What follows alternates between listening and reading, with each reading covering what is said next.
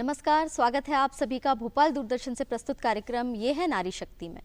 दर्शकों और मेरी प्यारी प्यारी बहनों, इस कार्यक्रम के जरिए हम आपको जीवन से जुड़े अलग अलग पहलुओं से रूबरू करवाते हैं। कभी हम बात करते हैं स्वास्थ्य की, कभी फैशन की, कभी हुनर की। तो आज हम बात करेंगे बढ़ती उम्र में स्वास्थ्य की देखभाल के बारे में, क्योंकि बहुत सी हमारी माताएं बहनें ऐसी होंगी जो उम्र में 50 के पड़ाव पर पहुंचने वाली होंगी। उस समय पर कई तरीके की मानसिक और शारीरिक परेशानियों का वो सामना करती हैं। तो इन मानसिक और शारीरिक परेशानियों को, या कहेंगे इस तरीके की विपत्तियों को, किस तरीके से वो टाल सकती हैं या कैसे उनको मैनेज कर सकती हैं, आज यही विषय रहेगा नारी शक्ति का। जी हाँ, और इस पर बात करने के लिए आज हमारे साथ हैं डॉक्टर शिवानी बड़ोले जी, जो कि असिस्टेंट प्रोफेसर हैं Hahnemann homeopathic medical college Bhopal से।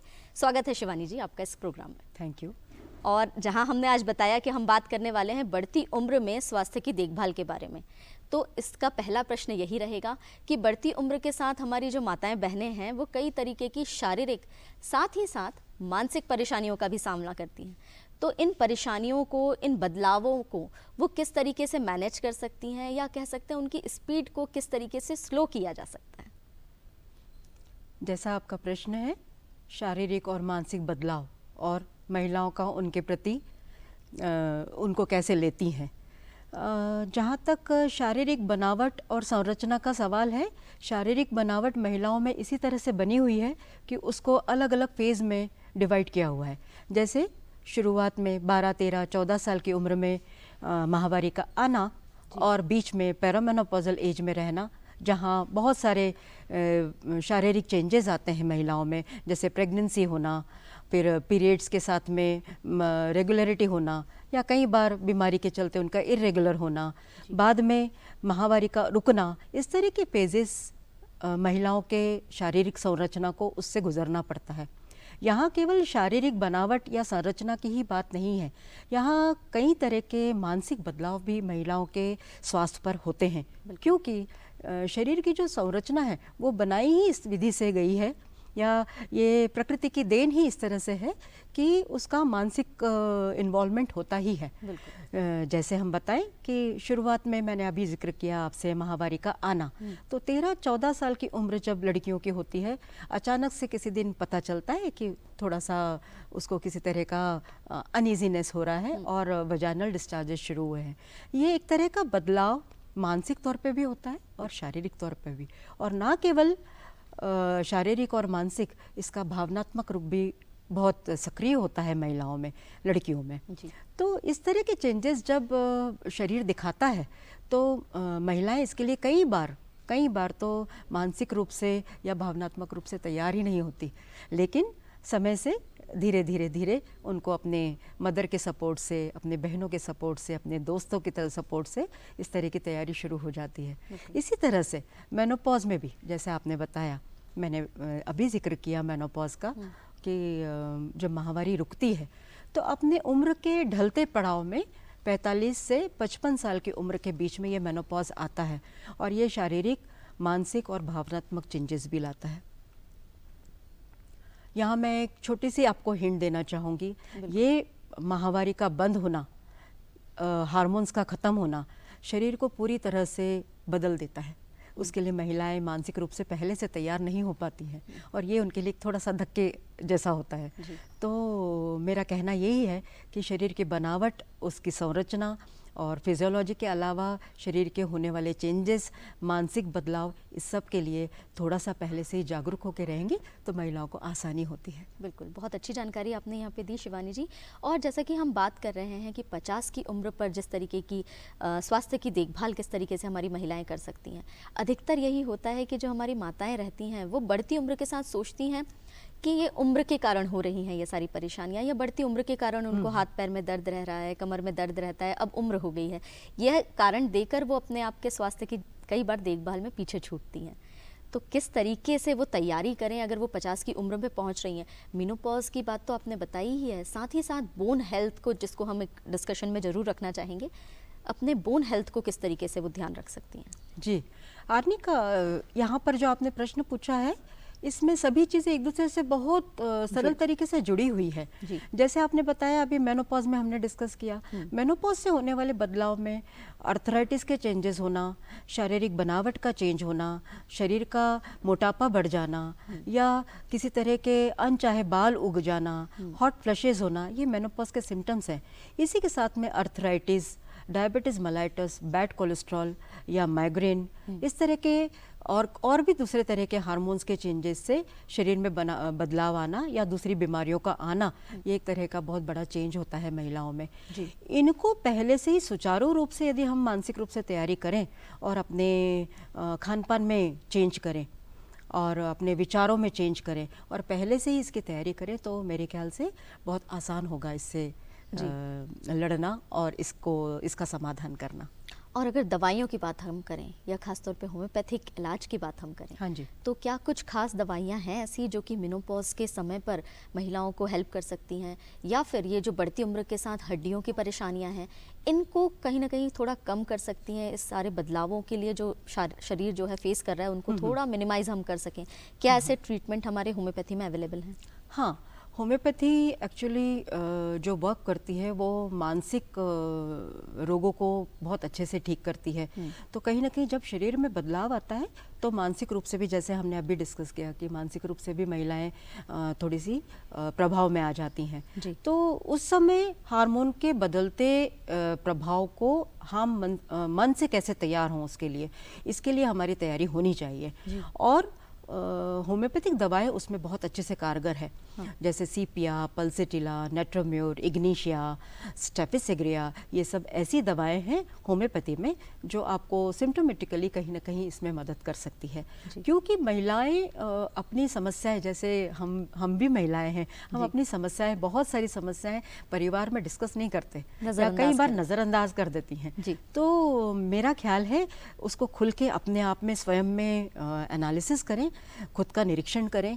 यहाँ पर मैं बताना चाहूँगी कई महिलाएं आजकल बहुत अवेयर हो गई हैं अपनी हेल्थ के लिए। तो सेल्फ ब्रेस्ट एग्जामिनेशन, जैसा कि ब्रेस्ट कैंसर में हम लोग आजकल बताते हैं सेल्फ ब्रेस्ट एग्जामिनेशन, SBE बोलते हैं उसको, स्वयं के गांठों को स्वयं चेक करना और ब्रेस्ट और निपल में होने वाले डिस्चार्जेस को स्वयं चेक करना, ये कैंसर से आने वाले टाइम में कैंसर को डायग्नोस करने के पहले की गई महिलाओं की पूर्व तैयारी है।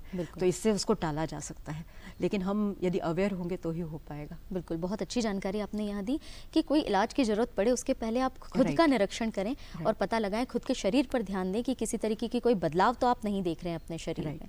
ठीक, यहाँ पर हमने बात करी है बोन हेल्थ की और आर्थराइटिस की या रजोनवृत्ति की।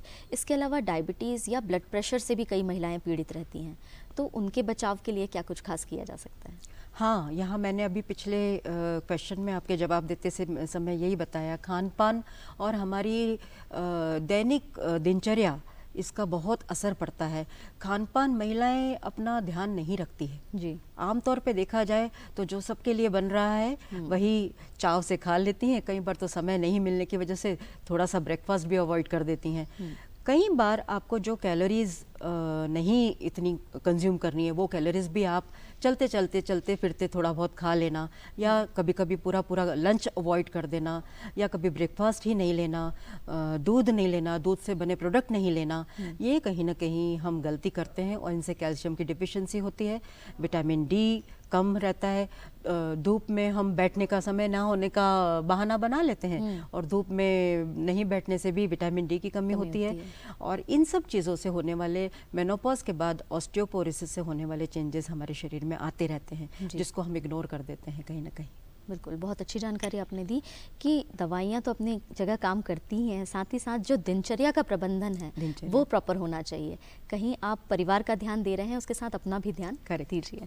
बिल्कुल, और यहाँ पर हम स्वास्थ्य की बात तो करते ही हैं, साथ ही हम परिवार की और बच्चों की बात भी ज़रूर करना चाहेंगे कि आखिर एक महिला जो 50 की उम्र पर पहुँच रही है, देखिए निश्चित सी बात है कि आज वो उम्र के उस पड़ाव पर है जब जिम्मेदारियां वो लगभग निभा चुकी है, या ये कहेंगे कि उसके घोंसले के जो परिंदे हैं वो अब घोंसला छोड़कर उड़ चुके हैं। इस समय पर वो कहीं ना कहीं मानसिक भी एक अकेलापन महसूस करती हैं।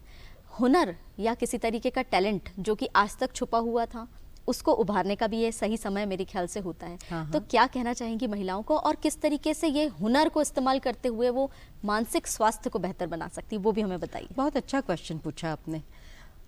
यहाँ मैं बताना चाहूँगी, चूँकि मैं भी 2 बेटियों की माँ हूँ जी। और अपने जॉब के साथ में अपने बच्चों की परवरिश करना, ये मैं भली बात ही जानती हूँ कितना मुश्किल होता है वर्किंग वुमन के लिए, क्योंकि वो काम से भी काम पर ही लौटती है। बिल्कुल। तो ये एक बहुत डिफ़िकल्ट फेज़ है महिलाओं के लिए, मेनोपॉज़, जिसमें वो अपने लिए समय निकाल नहीं पाती। 50 की उम्र में और बढ़ती जिम्मेदारियों को, अपने परिवार का दायित्व निभाते निभाते थोड़ा सा थक चुकी होती है। लेकिन कुछ प्रतिभाएं उसके अंदर होती है जिसको वो पहचान नहीं पाती। समय समय पे थोड़ा समय अपने लिए निकालते जाएं और अपने हुनर को, अपनी प्रतिभा को पहचानते जाएं, तो मेरे ख्याल से ये एक उम्दा समय है अपने आप को पहचानने का और अपनी नई ऊंचाइयों पर उड़ने का।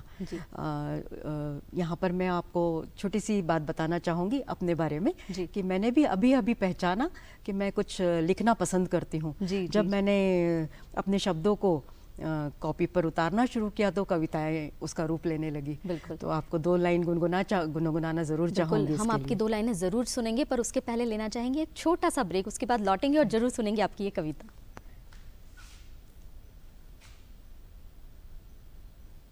दर्शकों, स्वागत है फिर से आपका कार्यक्रम ये है नारी शक्ति में। आज हम बात कर रहे हैं बढ़ती उम्र के साथ स्वास्थ्य की देखभाल के बारे में, और ये स्वास्थ्य केवल शारीरिक स्वास्थ्य नहीं, मानसिक स्वास्थ्य भी है। और इसके लिए आज हमारे साथ हैं डॉक्टर शिवानी बड़ोले जी। और ब्रेक पे जाने के पहले वो अपनी लिखी कोई कविता हमें सुनाने जा रही थी। तो स्वागत है शिवानी जी आपका, कविता सुनाइए हमें। मैंने नदी पर अपनी एक कविता लिखी है, उसके 4 शब्द गुनगुनाना चाहूँगी। स्वागत है।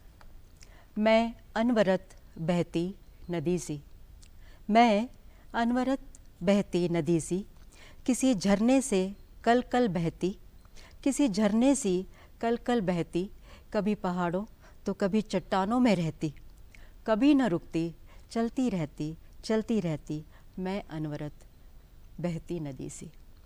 किसी सूखे मैदान को हरियाला सावन देती, हर प्यासे को पानी देती, जन जन पशु पक्षी मानस को तर कर देती, कभी न रुकती, बहती रहती, मैं अनवरत नदी सी। बहुत खूब।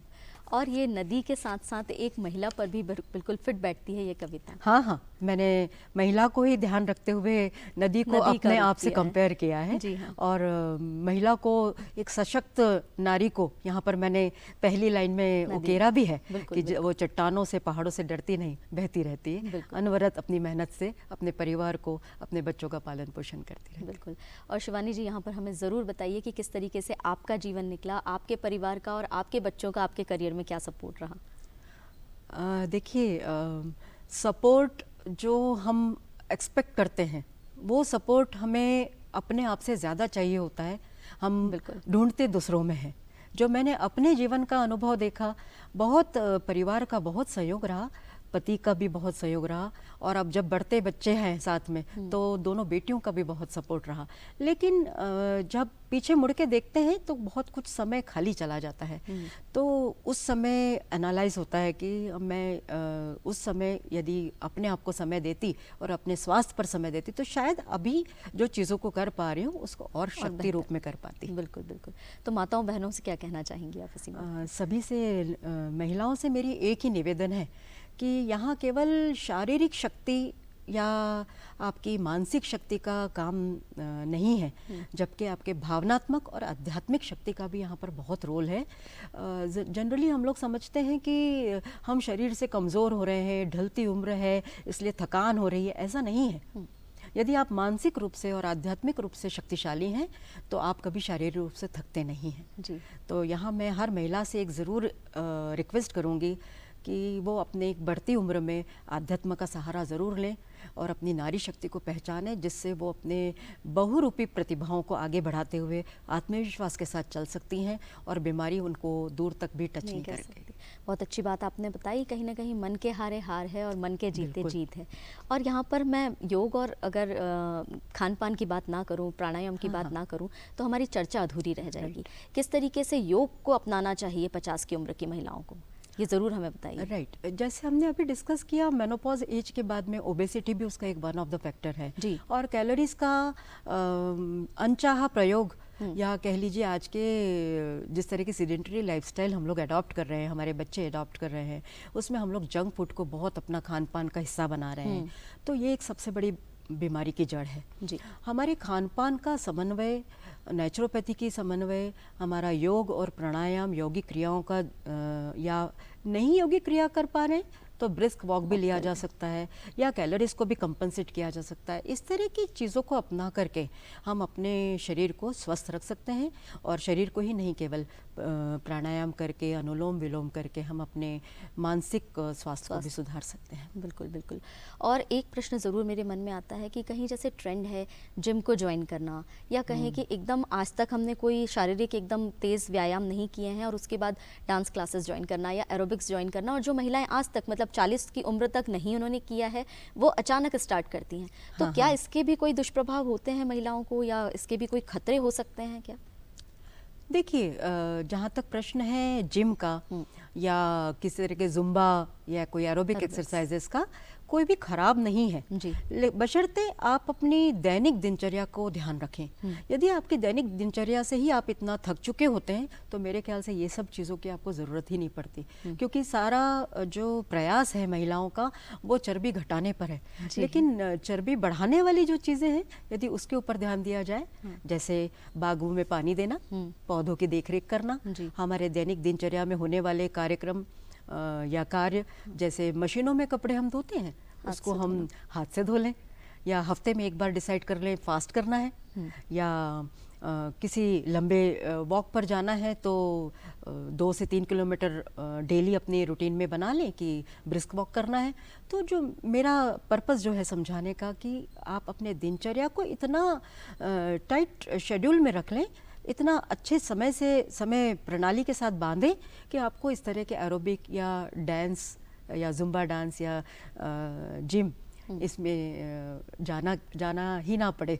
हालांकि मैं इसके खिलाफ नहीं हूँ बिल्कुल। बिल्कुल बिल्कुल नहीं, अगर ज्वाइन भी करती हैं तो उसके पहले सतर्कता रखें इस बात के बारे में, क्योंकि लॉन्ग टर्म पे जाकर के आफ्टर ऑल आपकी बॉडी के लिए, आपकी मसल्स, आपके बोन डेंसिटी, आपके शारीरिक बनावट को इस तरह की चीज़ें सूट करती है कि नहीं, पहले चेक कर लें। बिल्कुल। और साइकिलिंग या इस तरीके के भी जो हाँ, काम हाँ। है वो अचानक ना करते हुए धीरे धीरे शुरू कर रहे हैं। बिल्कुल बिल्कुल सही बात आपने बताई।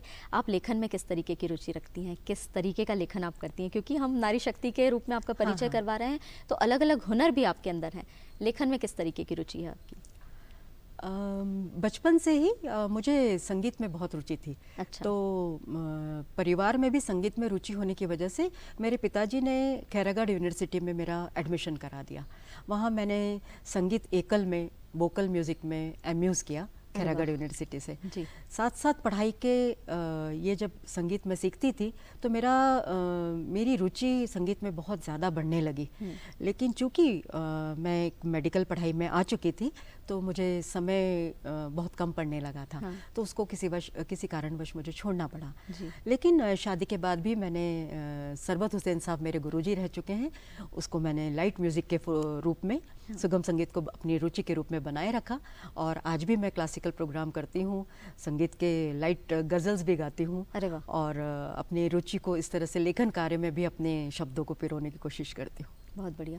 किस तरीके का लेखन अभी तक आपने किया है, कुछ उसके बारे में हमें बताइए। मेरी स्वरचित रचनाओं में जहाँ तक है, मैं नारी शक्ति को बहुत उन्मुखता में रखती हूँ, क्योंकि हमारे समाज में जो कुरीतियाँ हैं वो मैंने देखा है, अपने एक्सपीरियंस में भी देखा है।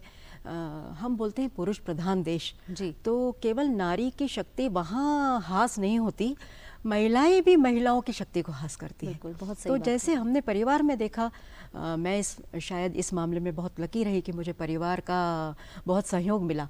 कई जगह औरतें बहुत हुनरमंद होती हैं, बहुत प्रतिभाशाली होती हैं, आत्मविश्वास से भरपूर भी होती हैं, लेकिन परिवार उनको आगे बढ़ाने में सहयोग नहीं देता। तो मेरा यहाँ परिवार वाले लोगों से भी अपना अनुरोध करती हूँ कि उनकी प्रतिभाओं को कहीं दमन ना करें। यही हम देखते हैं आने वाली जनरेशन, जैसे हम अपने बच्चों में देखते हैं कि उनमें यदि कुछ हुनर है तो उसको भी आगे बढ़ाने का कर्तव्य हम महिलाओं का ही है। बिल्कुल। नारी को आगे बढ़ाने का काम खुद स्वयं नारी ही करती है, ये बात बिल्कुल Exactly. सत्य है। और जहाँ आपने यहाँ पर लाइट म्यूज़िक या गज़ल की बात करी है, क्या कुछ खास गुनगुनाना चाहेंगी आप यहाँ पर? हाँ हाँ, बिल्कुल। 2 लाइन गुनगुनाना चाहूँगी। जी। लता मंगेशकर की आवाज़ में हृदयनाथ मंगेशकर का म्यूज़िक है और करीब 25-30 साल पुरानी रचना है ये। अच्छा। और बहुत खूबसूरती से गाई हुई है लता जी द्वारा। जी। तो मैं 2 शब्द गुनगुनाना चाहूँगी। स्वागत है। यादों के धुंधले दर्पण में, यादों के धुंधले दर्पण में, बीते हर पल की छाया है हर मोड़ पे, मैंने जीवन के हर मोड़ पे, मैंने जीवन के कुछ खोया है कुछ पाया है, यादों के धुंधले दर्पण में, कुछ अंतर मन की पीड़ाएं अपने ही लोग न समझे हैं, जितने सुलझाए प्रश्न यहाँ वो रेशम जैसे उलझे हैं, वो रेशम जैसे उलझे हैं, क्यों मन कहने को अपना है, क्यों मन कहने को अपना है, जब इसमें दर्द पराया है, यादों के धुंधले दर्पण में, बीते हर पल की छाया है हर मोड़ पे, मैंने जीवन के कुछ खोया है कुछ पाया है, यादों के धुंधले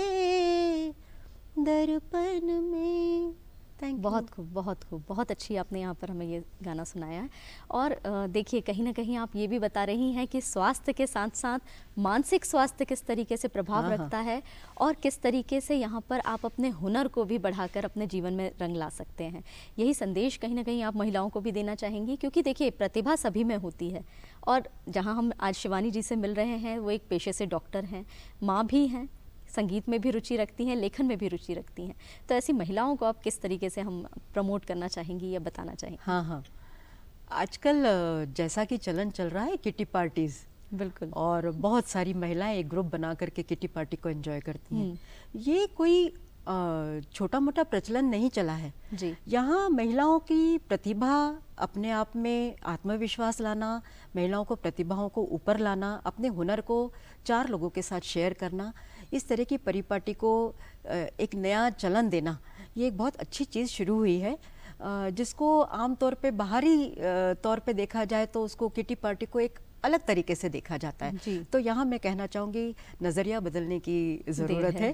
तो अच्छे नज़र से देखेंगे, नज़रिया बदलेंगे तो महिलाओं की ये सब चीज़ों को हम अप्रिसिएट कर पाएंगे। और मैं महिलाओं से ये भी रिक्वेस्ट करूँगी कि वो अपने बच्चियों में, अपनी बेटियों में, अपनी आने वाली जनरेशन में इस तरह की प्रतिभाओं को डालें, जैसे क्लासिकल संगीत, क्लासिकल नृत्य और बेबाक बोलने की एक जो कला है उसको निखारने की कोशिश करेंगी तो मेरे ख्याल से बच्चियां एक अच्छी प्रतिभाशाली नारी शक्ति के रूप में आगे आएंगी। बिल्कुल, बहुत खूब शिवानी जी, आपने आज हमें जितनी जानकारी दी, शारीरिक स्वास्थ्य के बारे में आपने बताया, बढ़ती उम्र में किस तरीके की स्वास्थ्य की देखभाल हमारी महिलाओं को करनी चाहिए वो सब भी बताया, मानसिक स्वास्थ्य की देखभाल कैसे करनी चाहिए वो भी बताया, साथ ही साथ ये भी बताया कि नारी शक्ति बनने के लिए किस तरीके से बेटियों को तैयार करना है हमें समाज में। तो बहुत बहुत धन्यवाद शिवानी जी आज यहाँ स्टूडियो में आने के लिए और इतनी प्रेरणादायक बातें हमारी माताओं बहनों को बताने के लिए। उम्मीद करते हैं कि ये सारी जानकारी उनके लिए बहुत लाभदायक रही होगी। धन्यवाद। Thank you. तो दर्शकों, कैसा लगा आज का हमारा ये कार्यक्रम ज़रूर बताइएगा हमें। मिलते हैं नारी शक्ति के अगले अंक में नई जानकारी और नई नारी शक्ति से आपका परिचय करवाते हुए। धन्यवाद।